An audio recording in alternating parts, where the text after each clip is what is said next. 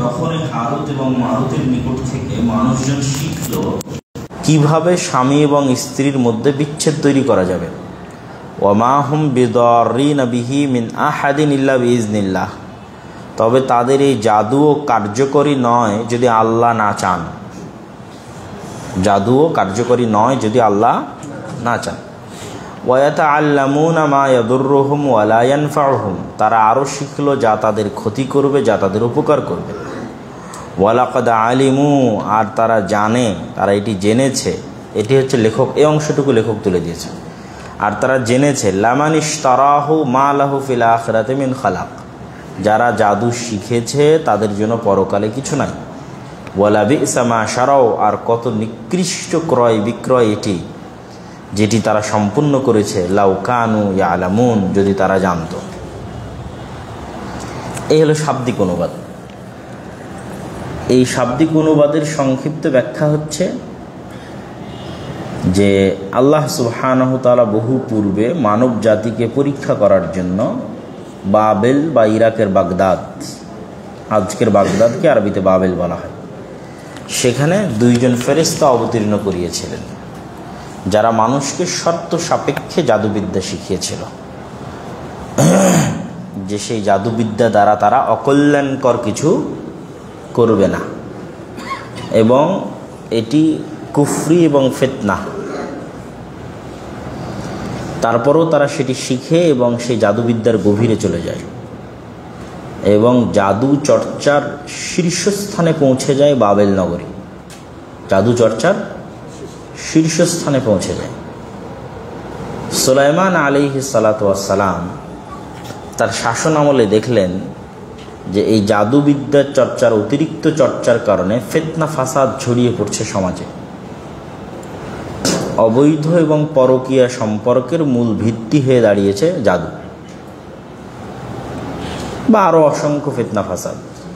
যখন সুলাইমান আলাইহিস সালাতু ওয়াস সালাম সম্পূর্ণরূপে জাদুবিদ্যাকে নিষিদ্ধ করলেন, জাদুবিদ্যাকে নিষিদ্ধ করত তিনি অপারেশন সার্চ লাইটের মতো ভয়ঙ্কর অপারেশন পরিচালনা করলেন বাবেল নগরীতে, বাগদাদে।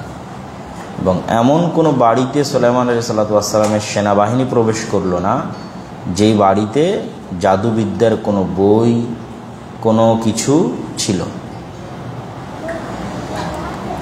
প্রবেশ করে প্রত্যেকটা বাড়ি থেকে জাদু সংক্রান্ত জিনিসগুলো বাজেয়াপ্ত করা হলো। জাদুর তাবিজ, জাদুর কোনো হাড্ডি, ঠিক আছে, জাদুর গিট, জাদুর দড়ি, জাদুর চুল, যা যা ব্যবহার করে মানুষ জাদু করতে পারে, জাদুর কোনো খাতা, কোনো বই, সব বাজেয়াপ্ত করে নিয়ে আসলেন। ওনার রাজধানী ছিল জেরুজালেম, আর উনি অভিযান পরিচালনা করলেন ইরাকের বাবেলে, কেন ওটাই ছিল জাদুবিদ্যার শীর্ষস্থান, কেন্দ্র। নিয়ে আসার পর সেগুলোকে করলেন কি, উনি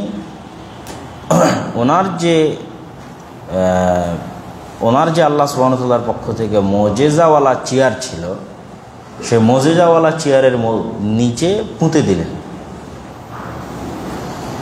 যেই চেয়ারকে উনি বললে আকাশে উঠত, যে এখান থেকে আমেরিকা যাব তাহলে উড়িয়ে নিয়ে চলে যেত, ওই চেয়ারের নিচে, ওই সিংহাসনের নিচে উনি পুঁতে দিলেন।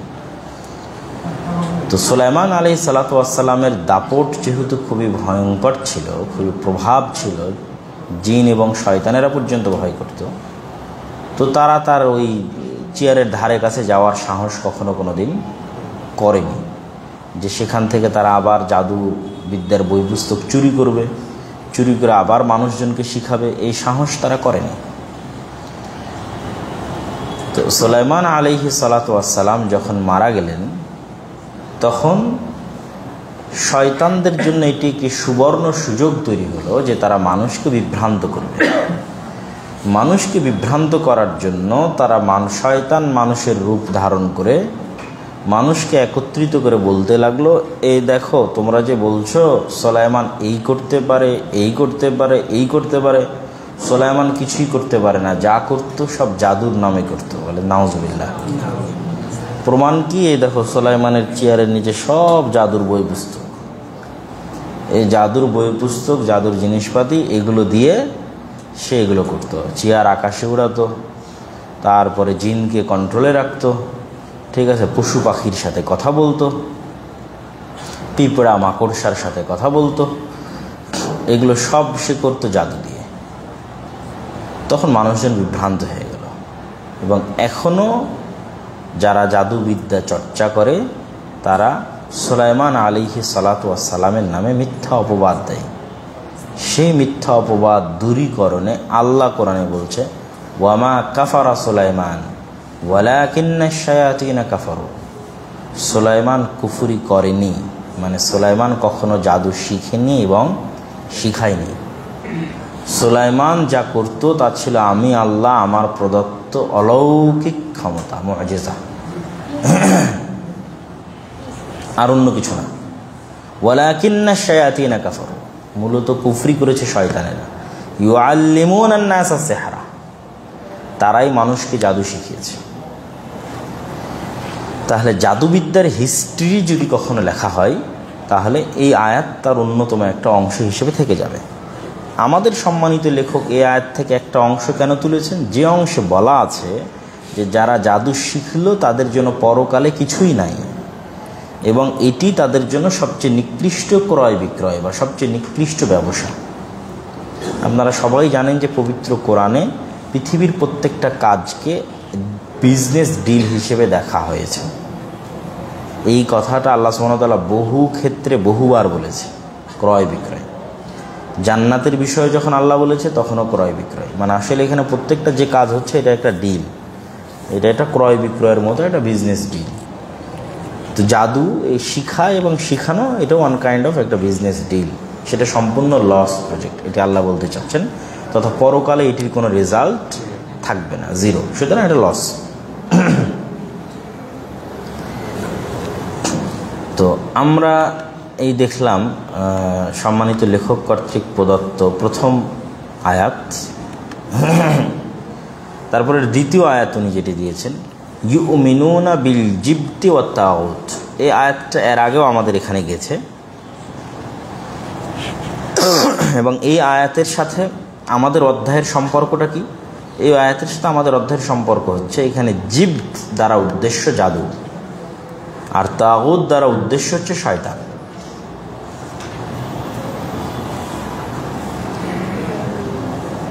তো আল্লাহ সুবহানাহু তাআলা এই আয়াতে শয়তান এবং জাদু এই দুটিকে পরস্পরের সাথে সম্পৃক্ত করেছেন এবং খারাপ হিসেবে বা মন্দ হিসেবে উল্লেখ করেছেন, যা এই আয়াতটি আমরা ইতিপূর্বে যখন পার হয়েছে তখন আমরা আলোচনা করেছি।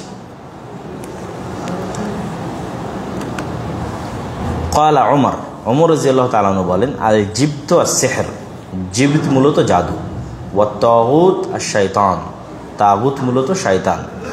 ওয়া ক্বালা জাবির, আত-তাওয়াগীত কুহান কানা ইয়ানজিলু আলাইহিম আশ-শাইতান ফি কুল্লি হাইয়িন ওয়াহিদ।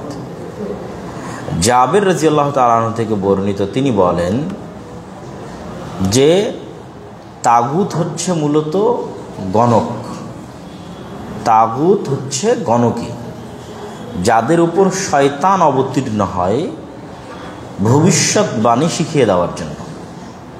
তাহলে এখানে দুইটা মত পাওয়া গেল, একটা মত হচ্ছে তাগুত মানে শয়তান, আর একটা মত হচ্ছে তাগুত মানে গণকী, আর জীবিত মানে জাদু। তাহলে দুটো জিনিস, জাদু এবং গণকী, অথবা জাদু এবং শয়তানের অনুসরণ। এই ছিল এই অধ্যায়ের দুটি আয়াত, এই অধ্যায়ের হাদিস। আবু হুরায়রা রাদিয়াল্লাহু তাআলা আনহু থেকে বর্ণিত, তিনি বলেন রাসূলুল্লাহ সাল্লাল্লাহু আলাইহি ওয়াসাল্লাম বলেছেন, ইজতানিবুস সাবআল মুবিকাত, তোমরা ভয়ঙ্কর 7টি গুনাহের কাজ থেকে বেঁচে থাকো। ক্বালু ইয়া রাসূলুল্লাহ ওমা হুন্না, তারা বলল, হে আল্লাহর নবী, ভয়ঙ্কর 7টি ভয়াবহ গুনাহ কি?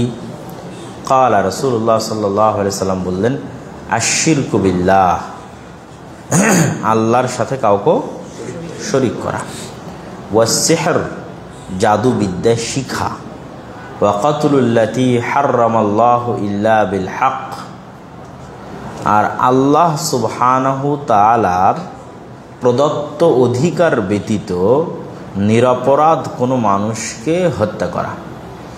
আল্লাহর অনুমতি ব্যতীত মানে যেই যেই ক্ষেত্রে আল্লাহ বিধান রেখেছেন যে এই কাজ করলে মানুষকে হত্যা করা যায় সেটির বিষয় ভিন্ন, কিন্তু এই রকম কোনো অপরাধ, যে অপরাধ করলে মানুষকে হত্যা করা যায়, এরকম কোনো অপরাধ ছাড়া অন্যায়ভাবে নিরপরাধ কোনো মানুষকে হত্যা করা একটি বড় গুনাহ। ওয়া আকলুর রিবা, সুদ ভক্ষণ করা বড় গুনাহ। ওয়া আকলু মালিল ইয়াতিম, ইয়াতিমের সম্পদ ভক্ষণ করা বড় গুনাহ। ওয়া তাওয়াল্লি ইয়াউমাজ জাহফ, যুদ্ধের দিন পৃষ্ঠ প্রদর্শন করা বড় গুনাহ। ওয়া কাযফুল মুহসানাত, পবিত্র নারীদেরকে মিথ্যা অপবাদ দেওয়া বড় গুনাহ। আল মুহসানাতিল গাফিলাতিল মুমিনাত, সহজ সরল মুমিনাহ পবিত্রা মহিলাকে মিথ্যা অপবাদ দেওয়া বড় গুনাহ। তো এখানে আমাদের মুখ্য উদ্দেশ্য হচ্ছে বড় গুনাহের লিস্টে কোন গুনাহকে জায়গা দেওয়া হয়েছে? জাদুবিদ্যাকে জায়গা দেওয়া হয়েছে। রাসূলুল্লাহ সাল্লাল্লাহু আলাইহি ওয়াসাল্লাম 7টা বড় গুনাহের লিস্ট করেছেন। এই 7টা বড় গুনাহের লিস্টে শুরুর দিকেই জাদুকে স্থান দেওয়া হয়েছে, তথা জাদু অনেক বড় একটি গুনাহ। জুনদুব রাদিয়াল্লাহু তাআলা আনহু থেকে বর্ণিত, তিনি বলেন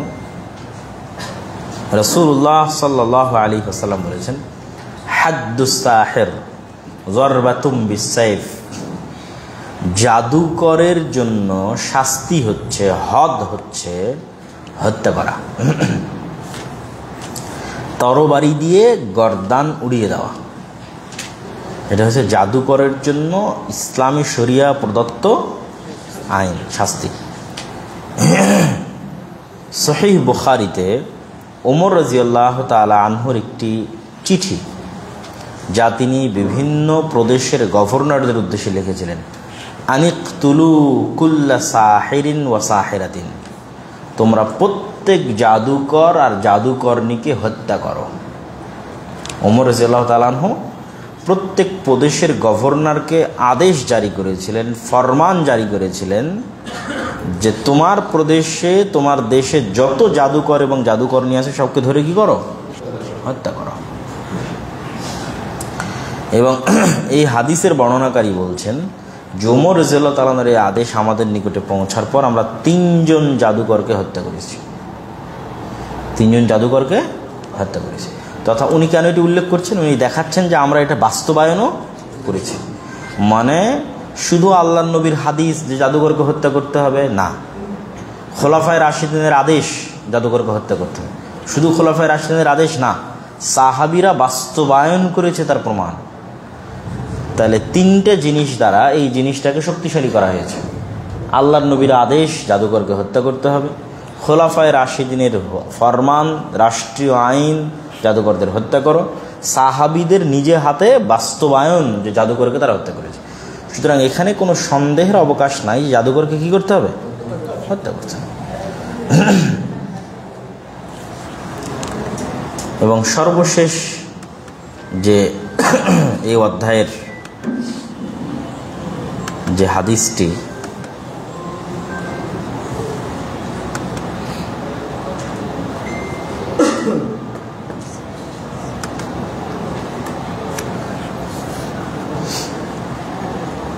হাফসা রাদিয়াল্লাহু তাআলা আনহু তার একজন বান্দী কৃতদাসী ছিল, তাকে হত্যা করার নির্দেশ দিয়েছিলেন, যে জাদু করতে অভ্যস্ত ছিল, এবং তাকে হত্যা করাও হয়েছিল। তথা এইখান থেকেও যেটি বুঝাতে চাওয়া হলো সেটি হচ্ছে জাদু যদি করাই কেউ অভ্যস্ত হয় তাহলে তার হুকুম বিধান কি? হত্যা করতে হবে। এই পুরো অধ্যায়ের যদি আমরা সারমর্ম করি তাহলে বোঝা যাচ্ছে জাদুবিদ্যার আমরা সংক্ষিপ্ত ইতিহাসও দেখলাম, জাদু যে ইসলামী শরীয়তে নিষিদ্ধ সেটিও দেখলাম, এবং জাদুকরকে যে হত্যা করতে হবে সেটিও দেখলাম, এবং জাদু ইসলামের বড় মহাপাপগুলোর একটি বড় পাপ সেটিও দেখলাম, এবং সাহাবায়ে কেরাম নিজ নিজ যুগে বাস্তবে জাদুকরদের হত্যা করেছেন সেটিও দেখলাম। জাদু ও তার বিভিন্ন প্রকার,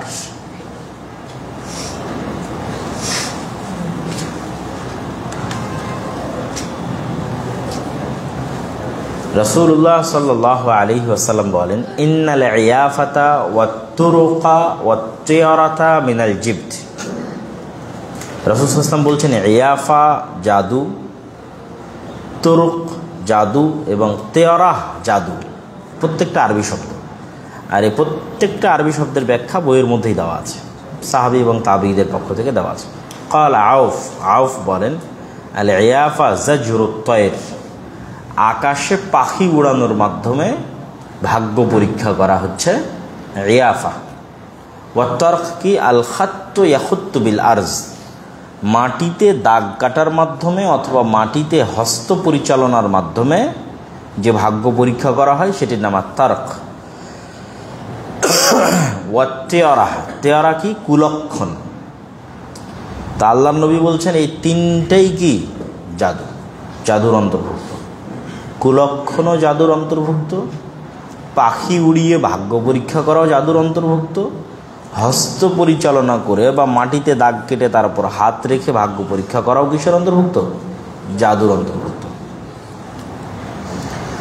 عن ابن عباس رضي الله تعالى عنهما أنه قال رسول الله صلى الله عليه وسلم من اقتبس شعبة من النجوم فقد اقتبس شعبة من السحر। আব্দুল্লাহ বিন আব্বাস আল্লাহর নবী থেকে বলছেন, যে ব্যক্তি জ্যোতির্বিদ্যা তারকার জ্ঞান অর্জন করলো সে মূলত জাদুবিদ্যাই শিখল। জাদা মাজাদ, যত বেশি পরিমাণে তারকার জ্ঞান জ্যোতির্বিদ্যা অর্জন করবে তত বেশি পরিমাণে জাদুবিদ্যা শিখবে। আমাদের অধ্যায়ের হেডিং ছিল জাদুর ধরন, জাদু ও জাদুর ধরন। তাহলে আমরা দেখলাম পাখি উড়িয়ে ভাগ্য পরীক্ষা করাকেও আল্লাহর নবী জাদু বলেছেন, হস্ত পরিচালনা করে ভাগ্য পরীক্ষা করাকেও জাদু বলেছেন, কুলক্ষণকেও জাদু বলেছেন, জ্যোতির্বিদ্যাকেও জাদু বলছেন। এই যে হাদিস যেটা এখন পড়লাম সেটাতে আল্লাহর নবী কাকে জাদু বলছেন? জ্যোতির্বিদ্যা, নক্ষত্র রাজির জ্ঞান। নক্ষত্র কোন কক্ষপথে আছে, কিভাবে ঘূর্ণায়মান আছে, কোন দিকে যাচ্ছে, এইটার উপর ভিত্তি করে কুলক্ষণ, সুলক্ষণ এবং ভবিষ্যৎবাণী নির্ধারণ করা, যেটা হিন্দু ধর্মে প্রচুর পরিমাণে হয়। ঠিক রাসূলুল্লাহ সাল্লাল্লাহু আলাইহি ওয়াসাল্লাম বলছেন এগুলো সব জাদু। আবু হুরায়রা রাদিয়াল্লাহু তাআলা আনহু থেকে বর্ণিত, তিনি বলেন, মান আকাদা উকদাতান সুম্মা নাফাথা ফিহা ফাকাদ সাহার। যে ব্যক্তি গিট লাগালো, গিট লাগানোর পর তাতে ফু দিল, সে জাদু করলো। তো এই গিটটা দড়িতে লাগায়, গিটটা চুলে লাগায়, জাদুকরেরা বিভিন্ন কিছু জাদু প্রয়োগ করার একটা বড় মাধ্যম হচ্ছে গিট দেওয়া। আপনি যে কোনো জাদু যা কারো প্রতি জাদু করা হয়েছে সেই জাদুর জায়গায় যদি পৌঁছতে পারেন এবং জাদুর জিনিস যদি উদ্ধার করতে পারেন, তা 99% সময় দেখবেন সেখানে কি দেওয়া আছে? গিট দেওয়া আছে, গিট লাগানো আছে। সেটা চুলের সাথে গিট লাগানো হতে পারে, দড়ির গিট লাগানো হতে পারে। তো গিট লাগানো জাদু প্রয়োগ করার একটা বড় মাধ্যম। এই জন্য আল্লাহর নবী বলছে, যে ব্যক্তি গিট লাগালো এবং তাতে ফু দিল সে জাদু করলো। ওয়ামান সাহারা ফাকাদ আশরাকা, আর যে ব্যক্তি জাদু করলো সে শিরক করলো। ওয়ামান তা, আর এটি হচ্ছে আমাদের অধ্যায়ের উদ্দেশ্য। মূল টপিক, মূল হেডিংস হচ্ছে শিরকের ধরন। গত ক্লাসে আমরা এক ধরন দেখেছি, এই ক্লাসে আমরা দেখতেছি জাদুর মাধ্যমে কিভাবে শিরক হয় এবং জাদুর মধ্যে কি কি জিনিস আসতে পারে, সেগুলো সব শিরকের সাব হেডিংস। ঠিক আছে? তো যে ব্যক্তি জাদু করলো সে শিরক করলো। ওমান তাআল্লাকা শাইআন উকিলা ইলাইহি, এই অংশটা আমাদের এর আগেও গেছে তাবিজের আলোচনায়, যে ব্যক্তি গলায় কিছু ঝুলালো তার দায়িত্ব ওই জিনিসটার উপরেই, তার কোনো দায়িত্ব আল্লাহ নেবেন না। এই অংশটা যখন আমরা তাবিজের আলোচনা করেছি তখনও এই ভাবার্থবোধক একটি হাদিস গেছে। আন ইবনে মাসউদ, আব্দুল্লাহ বিন মাসউদ রাদিয়াল্লাহু তাআলা আনহু বলছেন, তাহলে আমরা জাদুর ধরন দেখতেছি। পাখি উড়ানো মাধ্যমে ভাগ্য পরীক্ষা জাদু, হস্ত পরিচালনা মাটিতে দাগ কাটার মাধ্যমে ভাগ্য পরীক্ষা করা জাদু, কুলক্ষণ জাদু, তারপরেরটা কি ছিল? জ্যোতির্বিদ্যা জাদু, তারপরেরটা ছিল হচ্ছে গিরা লাগিয়ে ফু দেওয়া জাদু। এবার 5 নম্বর বা 6 নম্বর, আব্দুল্লাহ বিন মাসউদ রাদিয়াল্লাহু তাআলা আনহু তিনি বলেন, রাসূলুল্লাহ সাল্লাল্লাহু আলাইহি ওয়াসাল্লাম বলেন, আলা হাল উনাব্বিউকুম মাল আজ, আমি কি তোমাদের বলবো না জাদু কি? হিয়ান নামিমাতুল কালাতু বাইনান নাস, একজন মানুষ একজনের কথা আর একজনের পিছনে লাগায়, যাকে আমরা শুদ্ধ বাংলায় বলি চগলখড়ি করা, এটি হচ্ছে জাদু। কিভাবে জাদু বলেন তো? এটা কে বলতে পারবে? 2 মিনিট সময় দিলাম। হ্যাঁ, তো বিদ্বেষ তৈরি করলে কি হলো?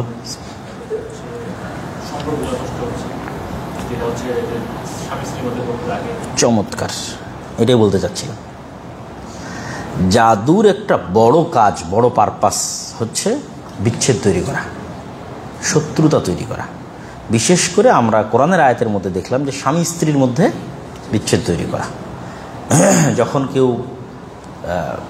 এই ধরনের অবৈধ সম্পর্ক বা পরকীয়ার রোগে আক্রান্ত হয়, তখন সে তাকে কন্টিনিউয়াস চেষ্টা করতে হয় যে ওই স্বামী স্ত্রীর মধ্যে বিচ্ছেদ হলে তাহলে আমি তার স্ত্রীর সাথে বিয়ে করতে পারবো বা তার স্ত্রীকে আমি ভোগ করতে পারবো, অতএব তাদের মধ্যে বিচ্ছেদ হল। এরকম আরও বিভিন্ন ধরনের মানুষের মধ্যে বিচ্ছেদ এবং হিংসা এবং বিদ্বেষ ছড়িয়ে দেওয়ার জন্য একটা বড় মাধ্যম কি? জাদু। জাদু এই পারপাস সার্ভ করার জন্য মানুষ ইউজ করে, ঠিক আছে? তো ওই পারপাসটাই সার্ভ করে এরকম আর একটা কাজ কি? চগলখড়ি। তাহলে চগলখড়ি কিসের সার্ভিস দিচ্ছে? জাদুর সার্ভিস দিচ্ছে। জাদু করে মানুষ যে কাজটা অর্জন করে সেই কাজটা কে করে দিচ্ছে? চগলখড় করে দিচ্ছে। তাহলে চগলখড়ও অন কাইন্ড অফ জাদু করতেছে। যেই কাজটা জাদু করে, জাদুর কাজটাই করতেছে। এই জন্য রাসূল, হ্যাঁ সেটা ওইটা বিষয় না।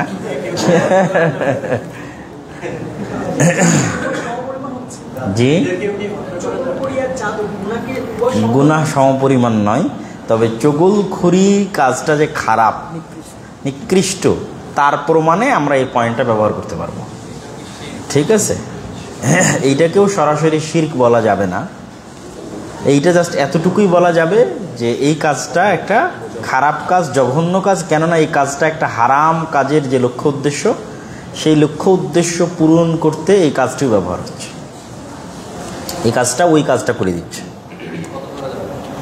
যাবে না, হত্যা করা যাবে না।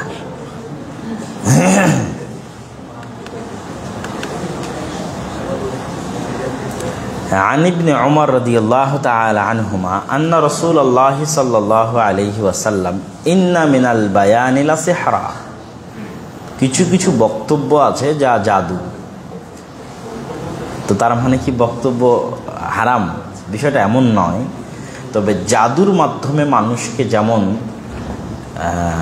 সম্মোহনী শক্তি দিয়ে আকৃষ্ট করে রাখা যায়, ঠিক আছে, যে জাদু এরকম একটা পারপাস সার্ভ করে যে আমি ওই মেয়েকে বা ওই ছেলেকে চাই, সেজন্য আমার প্রতি আকৃষ্ট হয়।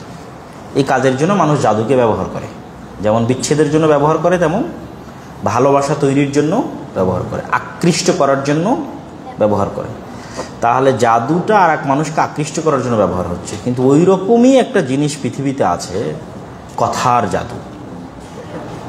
একজন সত্যিকার জাদু করে একটা মেয়েকে পাগল করে দিবে, আর একজন কথা বলেই আর একটা মেয়েকে পাগল করে দেবে। ওই জাদুকরের চেয়ে বেশি পাগল করে দেবে। হ্যাঁ, জাদুকরের চেয়ে বেশি পাগল করে দেবে। তাহলে সে যে কথা জানে, বা আপনাদের এই ধরনের ল্যাঙ্গুয়েজ যেটা বলে যে পটাতে পারে, হ্যাঁ না? তো তাহলে তার কথার মধ্যে কি আছে? জাদু আছে। তো ঠিক তেমন বক্তব্য, একটা বক্তা যখন খুব জ্বালাময়ী ভাষণ দেয় এবং মানুষ সম্মোহনী শক্তির মতো সেই বক্তব্যের দিকে আকৃষ্ট হয়ে চেয়ে থাকে, তাহলে এটাও ওয়ান কাইন্ড অফ জাদু। কিন্তু এটা খারাপ বা হারাম কিছু নয়। ব্যবহারটা খারাপ হলে অবশ্যই হারাম। ব্যবহার খারাপ হলে তো অবশ্যই হারাম। কোন লক্ষ্য উদ্দেশ্যে ব্যবহার হচ্ছে? এখন ওই কথার জাদুই যদি ভালো কাজের জন্য ব্যবহার হয়, দাওয়ার কাজে ব্যবহার হয়, ভালো, আলহামদুলিল্লাহ। যেমন ওই যে আমরা আল্লাহর নবীর ওই ঘটনাটা জানি, যেটা আমাদের উস্তাদ শেখ আব্দুর রাজ্জাক বিন ইউসুফ বলে যে আল্লাহর নবীর পাগলামি ছুটানোর জন্য, নাউজুবিল্লাহ, যে তাকে জিন ধরেছে বা তাকে কেউ জাদু করেছে, এই রোগটা ভালো করার জন্য আর এক বড় কবিরাজ জাদুকর আসছে। তো সেই বড় কবিরাজ জাদুকরের সামনে আল্লাহর নবী কথা বলবে, তো তিনি বলতেছেন একটু 2 মিনিট থামেন।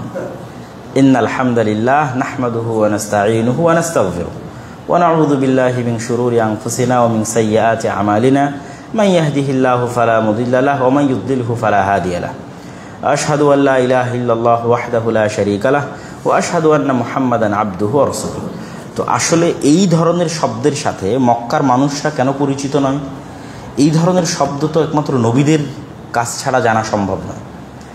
সর্বোচ্চ লেভেলের যারা আহলে কিতাবের অনুসারী, যারা সিরিয়াতে আছে, মানে জেরুজালেমে আছে, বড় বড় পাদ্রী, তাদের কাছে এই ধরনের শব্দ পরিচিত হতে পারে।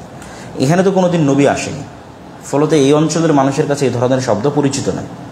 তো এইটা তাকে এমনভাবে সম্মোহিত করেছে যে তার জাদু করা তো বহু দূরের কথা, সে নিজে ইসলাম গ্রহণ করে নিয়েছে, যে নিজে হিদায়াত হয়ে গেছে। যে এই ধরনের বাক্যগুলো, এই ধরনের সেন্টেন্সগুলো সে কখনো শুনেনি, এতটা অর্থবোধক এবং এতটা গভীর অর্থ বহন করে। তো আসলে আমি যেটা বুঝতেছি যে আমাদের সম্মানিত লেখক এই অধ্যায়ের হেডিং দিয়ে যে জাদু, জাদুর ধরন, সব হারাম জাদুর সিরিয়াল করেছে এমন না। কোরআন এবং হাদিসে কোথায় কোথায় জাদু শব্দটা কিসের জন্য ব্যবহার হয়েছে, এটা ওনার মূল উদ্দেশ্য। তো আল্লাহর নবী বক্তব্য এবং ভাষণের ক্ষেত্রে জাদু শব্দ ব্যবহার করেছেন।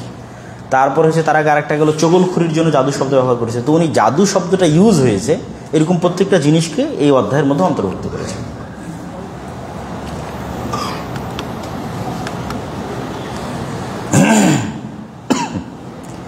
একই ধারাবাহিকতায়, মানে প্রায় 4-5টা অধ্যায় একই ধরনের রিলেটেড জিনিসের সাথে কানেক্টেড। তারপর অধ্যায় বাবু মা জা আফিল কুহান ওয়া নাহবিহিম, গণকের গণনা বা গণকি, গণকের গণকি এবং এই ধরনের যা কাজ আছে। আমরা আগেই দেখেছি যে গণকীয় কিসের অন্তর্ভুক্ত? জাদুর। তাহলে স্পেসিফিক গণক এবং গণকি সম্পর্কে আল্লাহ নবী কি বলেছে? এটাও একটা জাদুর প্রকার, কিন্তু এইটা স্পেসিফিক, এটা সম্পর্কে আল্লাহ নবীর অনেক আলোচনা আছে। কি? সহিহ মুসলিমে রাসূলুল্লাহ সাল্লাল্লাহু আলাইহি ওয়াসাল্লাম বলেন, মান আতা আররাফান ফাসাআলাহু আন শাইইন ফাসাদ্দাকাহু লাম তুকবাল লাহু সালাতু 40 ইয়াওমান। যে ব্যক্তি কোনো গণকের নিকটে আসলো এবং গণকের কথাকে বিশ্বাস করলো, তার 40 দিনের সালাত কবুল হবে না। এই জন্য আমি জীবনে কোনো দিন ওই যে পত্রিকায় যে রাশি ছাপানো হয়, কোনো দিন পড়ে দেখিনি যে ওখানে কি বলতেছে, কেন ওখানে কি বলতেছে। এটা পড়ে যদি আমার অন্তরে চুল পরিমাণ খটকা তৈরি হয় যে আমি এই মাস থেকে এই মাসের মধ্যে জন্ম হয়েছে, তাহলে আমি কুম্ভ রাশি বা অমুক রাশি, এই রাশি, তাহলে আমার হয়তো এই মাসটা বা এই সপ্তাহটা এরকম যেতে পারে, এটার যদি চুল পরিমাণ সন্দেহ তৈরি হয়, তাহলে সেইটাই হচ্ছে আল্লাহ এবং আল্লাহ রসুলকে অস্বীকার করা, সেটাই হচ্ছে কুফরি। কেননা অদৃশ্যের জ্ঞান আল্লাহ ছাড়া কেউ জানে না, এক চুল পরিমাণও জানে না। সুতরাং ওই জায়গায় যে অদৃশ্যের জ্ঞান আর কেউ জানে, এই জায়গায় কোনো কম্প্রোমাইজ নাই কারো সাথে না। সে হাতের রাশি পরীক্ষা করুক, জন্ম রাশি পরীক্ষা করুক, অথবা তারকারাজির গতিপথ পরীক্ষা করুক, এগুলোই পৃথিবীতে ইউজ হয়। এগুলোই পৃথিবীতে হয়, হাতের রাশি পরীক্ষা করে অথবা জন্ম রাশি কুণ্ডলি মিলায়। যখন ছেলে এবং মেয়ের বিয়ে হয়, তখন হিন্দু ধর্মে মেয়ের জন্ম তারিখ এবং ছেলের জন্ম তারিখের কুণ্ডলি মিলানো হয়, মিলিয়ে কল্যাণ এবং অকল্যাণ বের করা হয় যে এই জোড়াটা স্বামী স্ত্রীর বা হবু স্বামী এবং হবু স্ত্রীর এই জোড়াটা কল্যাণকর না অকল্যাণকর। সেকেন্ড কি বের করা হয়? তার জন্য শুভ মুহূর্ত, ঠিক আছে, পবিত্র এবং কল্যাণকর একটা টাইম বের করা হয় যে ওই সময়ে বিয়ে হলে কল্যাণ হবে। এই প্রত্যেকটা জিনিসকে খুবই শক্তভাবে ইসলাম অস্বীকার করে। প্রত্যেক দিন কার? আল্লাহ সুবহানাহু ওয়া তাআলা। প্রত্যেকটা সেকেন্ড কার? আল্লাহ সুবহানাহু ওয়া তাআলা। সুতরাং আমি কোন সময়ে জন্ম হয়েছি, আর একজন কোন সময় জন্ম হয়েছে, এটা কোনো ম্যাটার করে না। কে কোন তারিখে জন্ম হয়েছে, কোন দিনে জন্ম হয়েছে, এটা কোনো ম্যাটার করে না। সব দিন আল্লাহর এবং সব দিন সমান। এই জন্য এই ধরনের যে বিষয়গুলো আছে, এই বিষয়গুলোর মধ্যে যাওয়া এবং চুল পরিমাণ নিজের অন্তরে দুর্বলতা তৈরি করাই শিরক এবং কুফরি। যেটা আমি এর আগের দিনও আপনাদেরকে বলতেছিলাম যে এই ধরনের হিন্দুয়ানি কৃষ্টি কালচার যে সমস্ত জায়গায় দেখানো হয়, প্রদর্শন করা হয়, অথবা চর্চা হয়, আলোচিত হয়, সেগুলো থেকে কোটি কোটি মাইল দূরে থাকতে হবে। অথবা এই ধরনের রাশির আলোচনা যেখানে হয়, যেই জায়গায় হয়, সেখান থেকে দূরে থাকতে হবে। তার সবচেয়ে আচ্ছা, এইগুলো থেকে ইসলাম এতটা শক্ত কেন? এই প্রত্যেকটা জিনিস মুসলিমকে দুর্বল করে। আল্লাহ সুবহানাহু ওয়া তাআলা চান মুসলিম হবে মেন্টালি সবচেয়ে বেশি স্ট্রং, শক্তিশালী। আর এই প্রত্যেকটা জিনিসের প্রতি যদি আপনি একবার দুর্বল হন, আপনি এই লুপ থেকে আর বের হতে পারবেন না। আপনার বারবার ওইটাই মনে হতে থাকবে। এবং এই ধরনের মানুষগুলো মেন্টাল রোগী হয়ে যায়। ঠিক আছে, তাদের একটু কিছু হলেই মনে হয় এটা মনে হয় জাদু। ছোটোখাটো সমস্যাতেই সে জাদু ছাড়া আর কিছু দেখে না, এবং আবার জাদুকরের কাছে যায়, আবার তার কথা বিশ্বাস করে, আবার তার কথা বিশ্বাস করে, আবার তার কথা বিশ্বাস করে। এই লুপ থেকে সে বের হতে পারে না। কিন্তু সে যদি মেন্টালি স্ট্রং হতো, শক্তিশালী হতো, যে আমি এগুলো কিচ্ছু মানি না, একদিন না একদিন সমস্যার সমাধান হয়েই যেত। আল্লাহ সুবহানাহু ওয়া তাআলার এই পৃথিবীতে ধৈর্যের মাধ্যমে সকল সমস্যার সমাধান সম্ভব, সবরের মাধ্যমে সকল সমস্যার সমাধান সম্ভব। কিন্তু আপনি ধৈর্য ধরতে না পারে ওই ফাঁদে যদি একবার পা দেন, আর বের হতে পারবেন না।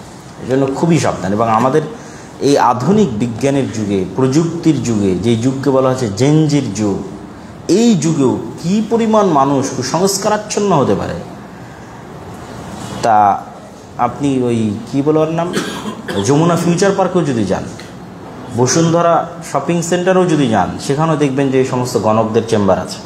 মানে বাংলাদেশের সবচেয়ে ভ্যালুয়েবল প্লেসে তার চেম্বার আছে, মানে ওখানে মানুষ যায়। আপনি টিকটকে যান, রিলসে যান, ইউটিউবে যান, এগুলোর কত রকমের অ্যাড পাবেন, সংখ্যা অ্যাড, যে অমুক বাবা এত দিনের কামরূপ কামাখ্যা থেকে এই প্র্যাকটিস, এই প্রশিক্ষণ নিয়ে। রাস্তাঘাটও দেখবেন যে বিলবোর্ডে, পোস্টারে মারা আছে, লোকাল বাসের সব জায়গায়, যে স্বামী স্ত্রীর মধ্যে সম্পর্ক ভালো করে দিবে, বিয়ে হচ্ছে না বিয়ের ব্যবস্থা করে দিবে, লটারি লাগতেছে না লটারি জিতিয়ে দিবে। এই প্রত্যেকটা হচ্ছে ধোঁকা, প্রত্যেকটা হচ্ছে মিথ্যা। আর এই প্রত্যেকটার ওপর এক সেকেন্ডের জন্য যদি মানুষ বিশ্বাস করে, তাহলে সে শিরকে লিপ্ত হলো এবং কাফের হয়ে যাওয়ার সম্ভাবনা আছে। নাউযুবিল্লাহ। এবং ওইটার কথা আল্লাহ নবী বলতেছে যে তার 40 দিনের ইবাদত কবুল হবে না। এইটাই সেটা। আপনি যদি এক সেকেন্ডের জন্য বিশ্বাস করেন যে হয়তো সে ঠিক বলতেছে, হয়তো তার কাছে গেলে আমার কোনো উপকার হতে পারে, ওইটাই কুফরি, ওইটাই শিরক। ব্যাপক করুণ অবস্থা।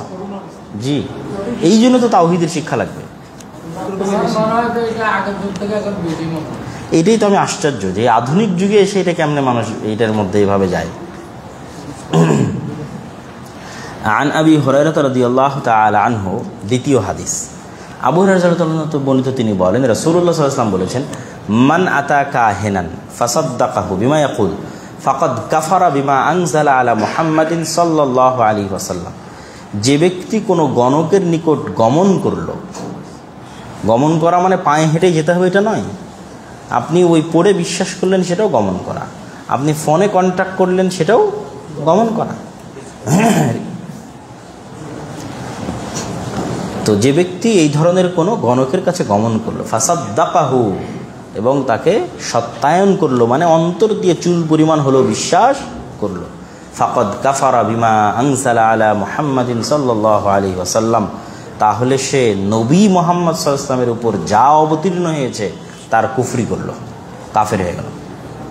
আল্লাহর নবী মুহাম্মদ সাল্লাল্লাহু আলাইহি ওয়াসাল্লামের প্রতি যা অবতীর্ণ হয়েছে, তার রিসালাতে, তার উপর অবতীর্ণ কোরআনের, কাফের হয়ে গেল। ওয়ালিল আরবাআতি ওয়াল হাকিম, আরেক হাদিসে রাসূলুল্লাহ সাল্লাল্লাহু আলাইহি ওয়াসাল্লাম বলেন, মান আতা আররাফান আও কাহিনান ফাসাদ্দাকাহু বিমা ইয়াকুল ফাকাদ কাফারা বিমা আনজালা। একই অর্থ, যে ব্যক্তি কোনো গণকের নিকট বা কোনো জাদুকরের নিকট আসলো এবং সত্যায়ন করলো, সে কুফরি করলো যা আল্লাহর নবীর উপর অবতীর্ণ হয়েছে তার।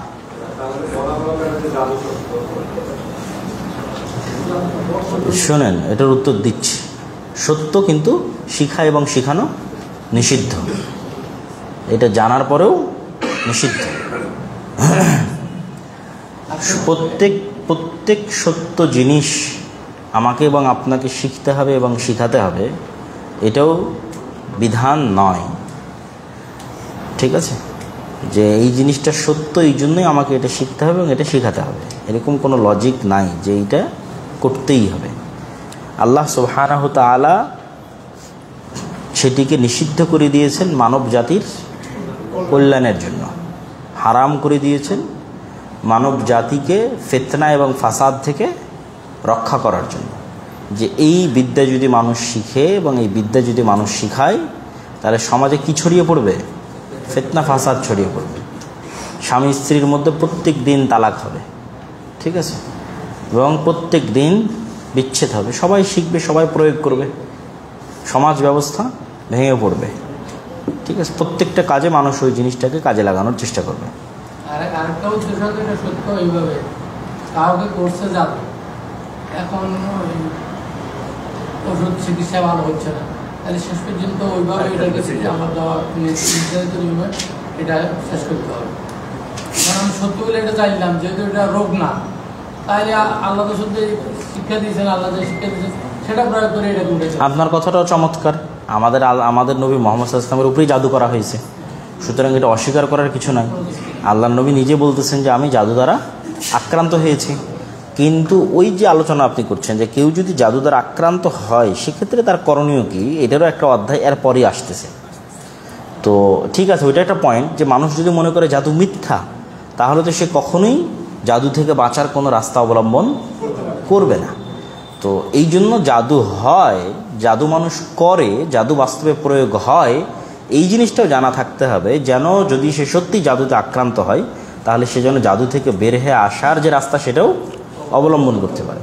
যেমনটা আমাদের নবী মুহাম্মদ সাল্লাল্লাহু আলাইহি ওয়াসাল্লামের উপর কী করা হয়েছে? জাদু করা হয়েছে। লাইসা মিন্না মান তাতায়্যারা আও তুতায়্যারা লাহ। এই হাদিসে রাসূলুল্লাহ সাল্লাল্লাহু আলাইহি ওয়াসাল্লাম বলছেন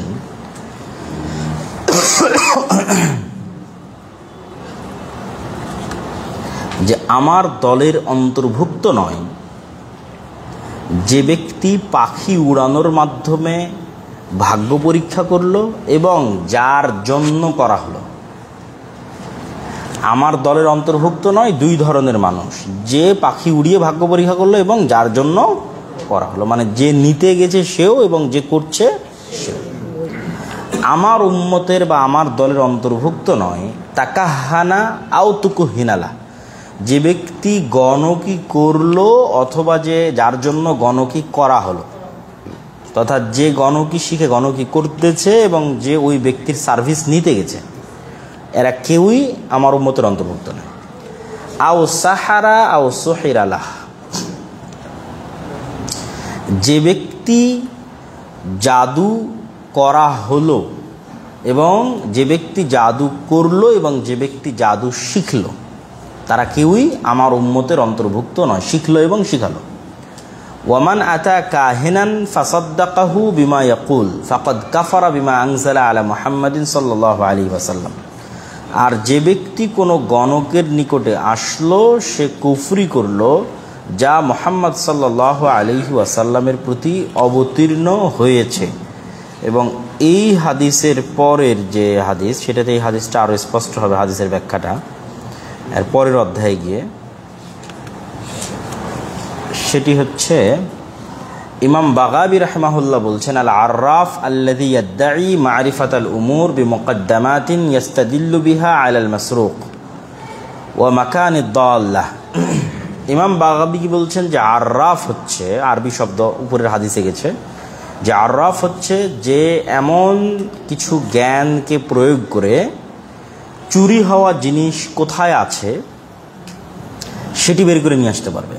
আর কাহিন হচ্ছে হুয়াল্লাযী ইখবিরু আনিল মাগিবাত ফিল মুস্তাকবিল, যে ভবিষ্যতে কি ঘটতেছে তার তথ্য দিতে পারবে। আর ইবনে তাইমিয়া রাহিমাহুল্লাহ বলেন যে আল আররাফ ইসমুন লিল কাহিন, যে আররাফও মূলত গণকের ভবিষ্যতের তথ্য দিতে পারবে, এটিরই একটা প্রকার বা একটা ধরন। এবং আরও একটা ধরন হচ্ছে ওয়াল মুনাজ্জিম, জ্যোতির্বিদ্যাকে কাজে লাগানো। তারপর হচ্ছে রাম্মাল, বালির উপর রেখা টেনে ভাগ্য নির্ধারণ করা। আর আরেকটা হচ্ছে আবাজেদ, আরবি বর্ণমালাকে প্রয়োগ করে ভাগ্যের ভালো মন্দ যাচাই করা। এগুলো ইবনে তাইমিয়া রাহিমাহুল্লাহ কাহেন বা ভাগ্যের ভালো মন্দ পরীক্ষার যতগুলো পদ্ধতি মানুষ অবলম্বন করে তার সবগুলোই বাক্যের মধ্যে তুলে ধরেছেন। গণক, জ্যোতির্বিদ্যা, বালির উপর রেখা টানা, ঠিক আছে, হারিয়ে যাওয়া জিনিস কোথায় আছে সেটি বলতে পারা, এবং আরবি বর্ণমালা প্রয়োগ করে ভাগ্যের ভালো মন্দ যাচাই করা। এগুলো সবগুলোই জাদুর অন্তর্ভুক্ত বা গণকের অন্তর্ভুক্ত, গণকির অন্তর্ভুক্ত, এবং এগুলো হচ্ছে কুফরি। এর পরের অধ্যায়ে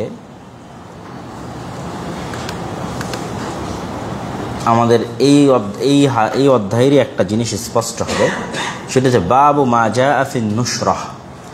নুসরা হচ্ছে যার উপর জাদু করা হয়েছে, সে তার জাদু ছুটানোর জন্য কি করবে, যেটা উনি তুলে ধরেছেন।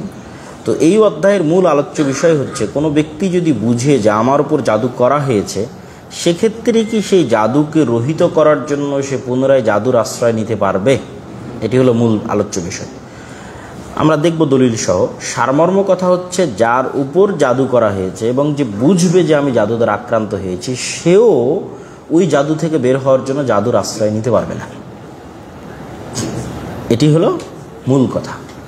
তো ওই আগের হাদিসের একটা অংশ, যে জাদু করলো এবং জাদুতে আক্রান্ত ব্যক্তিও পুনরায় জাদুর আশ্রয় নিল, উভয়ই অভিশাপের অন্তর্ভুক্ত।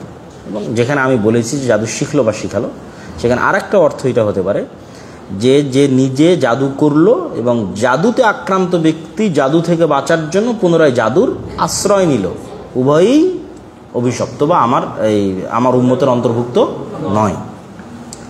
এবং এটি সম্পূর্ণ ডিফারেন্ট একটা অধ্যায় এখানে নিয়ে আসা হয়েছে, যে অধ্যায়ের নাম দেওয়া হয়েছে নুসরাহ আরবিতে, যার অর্থ জাদুতে আক্রান্ত ব্যক্তি জাদু থেকে মুক্তি লাভের জন্য জাদুর আশ্রয় নিল। আন জাবিরিন আন্না রাসূলুল্লাহ সাল্লাল্লাহু আলাইহি ওয়াসাল্লাম, জাবির রাদিয়াল্লাহু তাআলা বর্ণিত, তিনি বলেন রাসূলুল্লাহ সাল্লাল্লাহু আলাইহি ওয়াসাল্লাম বলেছেন, সুইলা আনিন নুসরাহ, আল্লাহ নবীকে জিজ্ঞেস করা হলো যে ঠিক আছে, জাদু করা তো হারাম, জাদু শিখা এবং শিখানো তো হারাম, এখন একটা মানুষ নিজে জাদুতে আক্রান্ত হয়ে গেছে, মানে তাকে অন্য কেউ জাদু করেছে, সে তো বিপদে আছে, তো সে কি ওই জাদু কাটানোর জন্য জাদুকরের হেল্প নিতে পারবে না? আল্লাহ নবী বলেন, হিয়া মিন আমালি শয়তান, এইটাও হচ্ছে শয়তানের কাজ। মানে এক শয়তান তার উপর জাদু করেছে, আর এক শয়তান তার শয়তানি টিকিয়ে রাখার জন্য ওই জাদুর প্রভাবটা হালকা করে দেবে। দিন শেষে আমরা এমন এক ইকোসিস্টেমকে সাপোর্ট করতেছি যে ইকোসিস্টেমটা জাদুকে টিকিয়ে রাখতেছে। ঠিক আছে, যে একজন জাদু করলো, ওর সাথে ওর কানেকশান আছে, কানেকটিভিটি আছে, কারণ আমি আর একের কাছে কি আশ্রয় নিতাম, তখন ও ওর সাথে কন্ট্যাক্ট করবে যে ঠিক আছে আমাদের কাছটা আসছে, তো তুমি তাহলে একটু জাদুটা হালকা করো। তাহলে দিন শেষে আমরা শয়তানের একটা গ্রুপকে কি করছি, সাপোর্ট করেই যাচ্ছি, তাদের জাদুর ইকোসিস্টেমকে টিকিয়ে রাখতে হেল্প করতেছি। উভয়ই লাভবান হচ্ছে, বিজনেসটা কন্টিনিউ করতেছে। ঠিক আছে না? মানে ওই জাদুর ব্যবসায় তারা যেই লাভের জন্য জাদুর ব্যবসাটা করতেছে, সেটা তারা লাভবান হচ্ছে, ইসলামের দৃষ্টিতে তো ক্ষতিগ্রস্ত। আব্দুল্লাহ বিন মাসউদ রাদিয়াল্লাহু তাআলা আনহু এটিকে সম্পূর্ণরূপে হারাম বলেছেন। বুখারীতে একটি হাদিস এসেছে, আন কাতাদা কুলতু লি ইবনুল মুসাইয়িব রাজুলুন বিহি তিব্বা ইউখাযু আন ইমরাআতিহি, যে একজন মানুষ অসুস্থ হয়েছে এবং জাদুর মাধ্যমে তার থেকে তার স্ত্রীকে বিচ্ছিন্ন করা হচ্ছে, জাদুর মাধ্যমে তার থেকে তার স্ত্রীকে বিচ্ছিন্ন করা হচ্ছে। তো আব্দুল্লাহ বিন ইবনুল মুসাইয়িব, সাঈদ ইবনুল মুসাইয়িবকে জিজ্ঞেস করা হচ্ছে যে সে কি এই বিপদ থেকে বাঁচার জন্য জাদুর আশ্রয় নিতে পারবে কিনা।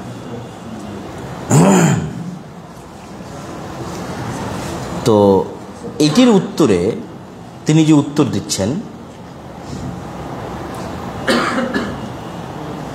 যে ওই নাশরাহ, জাদু থেকে বাঁচার জন্য ওই নাশরাটি মানুষ প্রয়োগ করতে পারবে, ওই নাশরাটি গণ্য করতে পারবে।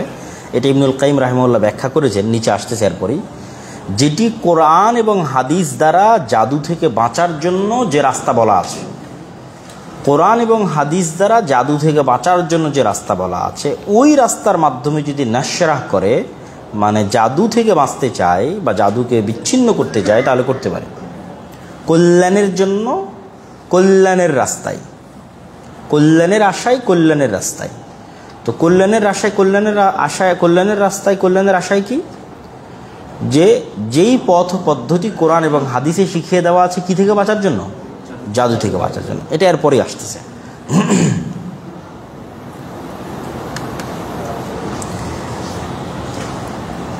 হাসান বসরি রাহিমাহুল্লাহ বলেন, লা ইয়াহুল্লু সিহর ইল্লা সাহির, বলছেন যে একমাত্র জাদুকরের নিকটই সিহর হালাল হতে পারে, বাকি পৃথিবীর কারো কাছেই সিহর হালাল হওয়ার কোনো অপশন নেই। মানে জাদুকরই দাবি করতে পারে যে আমার জন্য সিহর কি হালাল। তো এই দাবিটা ভ্রান্ত দাবি। মানে যে সুদ খায় সে তো সুদকে হালাল করার চেষ্টা করবেই, তো যে জাদু করে সে তো তার জাদুকে হালাল করার চেষ্টা করবেই। তো সে কি যুক্তি দিয়ে জাদুকে হালাল করার চেষ্টা করবে, যে আমি তো এই জাদুর মাধ্যমে মানুষকে জাদু থেকে মুক্তি দিচ্ছি, মানে আর এক জাদুগ্রস্ত আক্রান্ত ব্যক্তিকে সেটি থেকে বাঁচানোর চেষ্টা করতেছি। তো এটি একটি খোড়া অযৌক্তিক যুক্তি, যেগুলো ধীরে ধীরে শেষ মানে এই অধ্যায়ের মধ্যে আরও পরিষ্কার করা হবে। ইবনুল কাইয়িম রাহিমাহুল্লাহ বলতেছেন, এই যে আমরা আলোচনা করতেছি, আলোচনার লাস্ট সামারি বা সমাধান হচ্ছে জাদু থেকে বাঁচার দুইটা ধরন আছে। এক, হাল্লুন বিসিহরিন মিথলাহ, কুফরি জাদুর মতো কুফরি দিয়েই জাদু করেই বাঁচার রাস্তা তৈরি করা। ওয়াহুয়াল্লাযী মিন আমালিশ শাইতান, এইটার কথাই হাদিসে বলা হয়েছে এটা শয়তানের কাজ। ওয়া আলাইহি ইউহমালু কাউলুল হাসান ফায়াতাকাররাবু নাশির ওয়াল মুনতাশির ইলা শাইতান বিমা ইউহিব ফায়াবদুল আমালু আনিল মাসহুর। তো এইটা হচ্ছে যে জাদু যেই কুফরির মাধ্যমে জাদু করা হয়েছে, ঠিক অনুরূপ কুফরির মাধ্যমে জাদু থেকে বাঁচার চেষ্টা করা হবে। এটা পুরোটাই কার কাজ? শয়তানের কাজ। আর এই উভয়টাই শয়তানের কাছে পছন্দনীয়। জাদু করাটাও শয়তানের কাছে পছন্দনীয়, জাদু ভেঙে দেওয়াটাও শয়তানের কাছে পছন্দনীয়, যাতে স্থায়ীভাবে ওই শয়তানের কাস্টমার থাকে। দুই, জাদুতে আক্রান্ত ব্যক্তি অবশ্যই জাদু ভাঙার চেষ্টা করতে পারে, কিন্তু সেটি কোন পদ্ধতিতে? রাসূলুল্লাহ সাল্লাল্লাহু আলাইহি ওয়াসাল্লাম এবং আল্লাহর দেখানো পদ্ধতিতে। সেটা কি? আর রুকিয়ার মাধ্যমে, ঝাড়ফুঁকের মাধ্যমে, দোয়ার মাধ্যমে। এই রুকিয়া, ঝাড়ফুঁক, দোয়া সেগুলো আমরা জানি যে সেগুলো কি কি। তারপরেও যেহেতু আজকে এখানে আমাদের আলোচনায় এসেছে, রাসূলুল্লাহ সাল্লাল্লাহু আলাইহি ওয়াসাল্লামের উপর যখন জাদু হয় এবং জাদু থেকে বাঁচার জন্য আল্লাহ রাসূল সাল্লাল্লাহু আলাইহি ওয়াসাল্লামকে কী শিখিয়ে দিলেন? সূরাতুল ইখলাস, সূরাতুন নাস এবং সূরাতুল ফালাক। এই তিনটে সূরার মাধ্যমে আমাদের নবী মুহাম্মদ সাল্লাল্লাহু আলাইহি ওয়াসাল্লাম বারবার পাঠের মাধ্যমে কিসের প্রভাব থেকে নিজেকে মুক্ত করেছেন? জাদুর প্রভাব থেকে নিজেকে মুক্ত করেছেন। তার সাথে সাথে সূরা ফাতিহার মাধ্যমে মানুষ নিজেকে জাদুর প্রভাব থেকে মুক্ত করতে পারে। আয়াতুল কুরসির মাধ্যমে মানুষ নিজেকে জাদুর প্রভাব থেকে মুক্ত করতে পারে। সূরা বাকারার শেষ 2 আয়াতের মাধ্যমে মানুষ নিজেকে জাদুর প্রভাব থেকে মুক্ত করতে পারে। জাদুর প্রভাব থেকে মুক্ত করতে পারে, তবে শর্ত হচ্ছে মানুষের বিশ্বাস থাকতে হবে, কনফিডেন্স থাকতে হবে যে যেই সমস্ত জাদুকরেরা আমার উপর জাদু করেছে তাদের জাদুর চাইতেও বেশি শক্তিশালী হচ্ছেন আল্লাহ সুবহানাহু ওয়া তাআলা। এই বিশ্বাসটা যত বেশি শক্তিশালী হবে, যত বেশি মজবুত হবে, এই দোয়াগুলো তত বেশি কার্যকরী হবে। আর এই বিশ্বাস যদি মজবুত না হয়, দুর্বল ঈমানের অধিকারী হয়, তাহলে এগুলো ততটাই দুর্বল আকারে বাস্তবায়ন হবে। কেননা মানুষের অন্তরের শক্তি মানুষকে বদনজর থেকে হেফাজত করে, মানুষের অন্তরের শক্তি মানুষকে জাদু থেকে হেফাজত করে, মানুষের অন্তরের শক্তি মানুষকে শয়তান থেকে হেফাজত করে। তো আপনার অন্তর যদি প্রথম থেকেই দুর্বল থাকে, এবং দুর্বল থাকার কিছু লজিক্যাল কারণও থাকে, মানুষ যখন বেশি পরিমাণে শয়তানের অনুসারী হয় এবং শয়তানের যে অভ্যাস এবং আচরণগুলো আছে সেগুলো আপন করে নেয়, অটোমেটিক সে ভীত সন্ত্রস্ত থাকে, অটোমেটিক। ঠিক আছে, নেগেটিভ এনার্জি তার চারিদিকে অ্যাটাক করে। ঠিক আছে, এবং ওই নেগেটিভ এনার্জি থেকে রক্ষা করার জন্য তার আশেপাশে কোনো বর্ম নাই, কোনো শিল্ড নাই, কেননা সে বর্ম শিল্ডগুলোকে সে নিজেই রাখেনি। ফলত প্রত্যেকটা নেগেটিভ এনার্জি ডাইরেক্ট তার হৃদয়ে গিয়ে প্রভাবিত করতেছে, আঘাত করতেছে, তখন অটোমেটিক সে ভীত সন্ত্রস্ত। একটা মানুষ যে নামাজ পড়ে না, সে ভীত সন্ত্রস্ত। একটা মানুষ যে অজু অবস্থায় থাকে না, পবিত্র থাকার চেষ্টা করে না, সে ভীত সন্ত্রস্ত। একটা মানুষ যে আল্লাহ সুবহানাহু ওয়া তাআলার তাওহীদে বিশ্বাস করে না, সে ভীত সন্ত্রস্ত। একটা মানুষ যে গণকের কাছে যায়, তাকদীরের উপর বিশ্বাস স্থাপন করে না, সে ভীত সন্ত্রস্ত। এই প্রত্যেকটা মানুষকে ইউজ করা শয়তানের জন্য অন্টুর ব্যাপার, সবচেয়ে সহজ। আর একটা মানুষ যে তার চারিপাশে বর্ম তৈরি করে রেখেছে, প্রত্যেকটা নেগেটিভ এনার্জিকে ওখানে শক খাচ্ছে, মানে আর্থিং করতেছে, ঠিক আছে, এবং রিটার্ন ব্যাক করতেছে। কেন? সে 5 ওয়াক্ত সালাত আদায় করে, সকালে কোরআন পড়ে, নিয়মিত নাস ফালাক ইখলাসের মধ্যে থাকে, সূরা ফাতিহার মধ্যে থাকে, সূরা বাকারার মধ্যে থাকে, সে তাওহীদে বিশ্বাস করে, তাকদীরে বিশ্বাস করে, মানে প্রচণ্ড কট্টর বিশ্বাস করে। এই প্রচণ্ড কট্টর বিশ্বাসটাই তার অন্তরের 4 সাইড দিয়ে বর্ম তৈরি করে দিয়েছে। ফলত এখানে কোনো জাদু প্রবেশ করতে পারে না, বদনজর প্রবেশ করতে পারে না, ঠিক আছে, এবং মেন্টালি দুর্বল হবে এরকম কোনো জিনিস তাকে প্রভাবিত করতে পারে না। তো আমরা যদি জাদু দ্বারা আক্রান্ত হই, অবশ্যই জাদু থেকে আমরা মুক্তি পাওয়ার জন্য রাস্তা অবলম্বন করতে পারবো। শর্ত কি? শর্ত হচ্ছে কোরআন এবং সুন্নাহর দেখানো পথ পদ্ধতি অনুযায়ী মানুষ জাদু থেকে বাঁচার চেষ্টা করবে। তবে তারও পূর্বের শর্ত হচ্ছে নিজেকে যেন এই ধরনের কোনো কিছুর দ্বারা সে আক্রান্ত না হয় তার জন্য পূর্ব প্রস্তুত রাখা। ওই ধরনের মানুষেরাই এই ধরনের ফাঁদে বেশি পড়ে যারা এই ধরনের পূর্ব প্রস্তুতি রাখে না। ওই একদিনের জন্য নাসফালা ইখলাস পড়ে কী লাভ? আর যে মানুষটা প্রত্যেকটা ধাপে আল্লাহকে সঙ্গী করে রেখেছে, বাড়ি থেকে বের হওয়ার সময় বলছে বিসমিল্লাহি তাওয়াক্কালতু আলাল্লাহ লা হাওলা ওয়ালা কুওয়াতা ইল্লা বিল্লাহ, বাড়িতে ঢোকার সময় বলছে আসসালামু আলাইকুম ওয়া রাহমাতুল্লাহ, টয়লেটে ঢোকার সময় বলছে আল্লাহুম্মা আউযু বিকা মিনাল খুবসি ওয়াল খাবাইস, গাড়িতে ওঠার সময় বলছে সুবহানাল্লাযী সাখখারা লানা হাযা ওয়া মা কুন্না লাহু মুকরিনিন ওয়া ইন্না ইলা রাব্বিনা লামুনকালিবুন। মানে তার লাইফের প্রত্যেকটা স্টেপ, খাওয়ার সময় বলতেছে বিসমিল্লাহ, খাওয়ার শেষে বলছে আলহামদুলিল্লাহ। মানে প্রত্যেক যেই স্টেপ দিয়ে শয়তান তাকে দুর্বল করতে পারবে, তার মধ্যে ঢুকতে পারবে, তাকে ডাউন করতে পারবে, ঠিক আছে, তাকে ভীত সন্ত্রস্ত, প্রত্যেকটা স্টেপে সে আল্লাহ সুবহানাহু ওয়া তাআলাকে সাথে করে নিয়ে আছে। তো এই প্রত্যেকটা জিকির এবং আজকার হচ্ছে উম্মার জন্য, মুসলমানদের জন্য এই ধরনের নেগেটিভ, অদৃশ্য নেগেটিভ এনার্জি থেকে নিজেকে সেভ করার জন্য ঢাল স্বরূপ, বর্মস্বরূপ। নাহলে কত মানুষ মানসিক রোগী হয়ে যায়, ডিপ্রেশনে চলে যায়, হতাশ হয়ে যায়। আমরা দেখতে পাচ্ছি না আমাদের চোখের সামনে হাজারো মানুষ এই সমস্ত মানসিক রোগে আক্রান্ত হয়ে রাস্তা রাস্তা ঘুরে বেড়াচ্ছে। কেননা তাদের অন্তরে তাওহীদের জ্ঞান নাই, তাকদীরের উপর দৃঢ় কঠিন বিশ্বাস নাই, তারা জিকির এবং আজকার ফলো করে না, সালাত আদায় করে না, কোরআনের সাথে সম্পর্ক নেই। তখন এই সমস্ত নেগেটিভ এনার্জিগুলো, বদনজর এটাও একটা নেগেটিভ এনার্জি, জাদু এটাও একটা নেগেটিভ এনার্জি, চোখে দেখা যায় না কিন্তু এগুলোর প্রভাব আছে, সেগুলো তাদেরকে দিনে দিনে ক্ষতিগ্রস্ত করতেছে, এমনকি মৃত্যুর কোলে পর্যন্ত ঢলে পড়ছে। জাদু মানুষকে হত্যাও করতে পারে, বদনজর মানুষকে হত্যাও করতে পারে। তো আজকে আমরা এই পর্যন্ত আমাদের দার্স শেষ করছি। আমরা প্রশ্ন উত্তরে চলে যাব এবং প্রশ্ন উত্তরের পর আমরা আজান এবং সালাত আদায় করব। জি, আপনাদের দার্স রিলেটেড প্রশ্নগুলো আগে, পরের প্রশ্নগুলো পরে।